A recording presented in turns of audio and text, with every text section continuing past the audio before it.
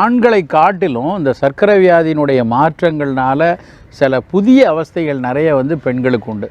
முதல் விஷயம் என்ன அப்படின்னா, இன்றைக்கு நிறைய பெண்களுக்கு இந்த மாதவிடாய் சுழற்சி சரியாக இல்லாமல் இருக்குது. அதுவும் குறிப்பாக இளம் பெண்களுக்கு ஒரு 17 வயதிலிருந்து 26, 27 வயது வரைக்கும் உள்ள பெண்களில் பல பேருக்கு சரியாக 28 நாளைக்கு ஒருக்க 30 நாளைக்கு வர வேண்டிய அந்த மாதவிடாய் தள்ளி தள்ளி போகிறது. 45 நாள் ஆறுது, 70 நாள் ஆறுது. அப்புறம் ஹார்மோன் மாத்திரை எடுத்துக்கொண்டு வித்ட்ரா பண்ணால் தான் அந்த பூப்பு நடக்கிறதுங்கிறது நிறைய பேருக்கு இருக்குது.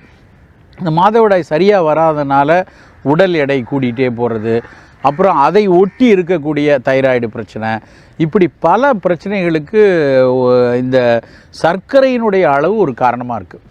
அது எப்படி சர்க்கரை வியாதிக்கும் இதுக்கும் என்ன காரணம் அப்படின்னு பார்த்தீங்கன்னா, சின்ன வயது முதலே நிறைய இனிப்பு சாப்பிட்ற குழந்தைங்க, இனிப்பு பண்டங்கள் சாப்பிட்ற குழந்தைங்க, அடிக்கடி உணவில் இனிப்பை சேர்த்து கொள்ளக்கூடியவர்கள் இந்த பாலிசிஸ்டிக் ஓவேரியன் டிசீஸ் வருது அப்படின்னு கண்டுபிடிச்சிருக்காங்க.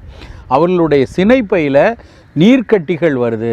இந்த சினைப்பை நீர்க்கட்டிகள் நிறைய இருக்கும் பொழுது அவங்களுடைய அந்த ஃபாலிக்கல் ரப்சர் ஆகிறது, அந்த சினை முட்டை சரியான அந்த 28 நாளைக்கு ஒருக்க மாதவிடாய் நடக்கணும்னா அந்த 14ஆவது நாள்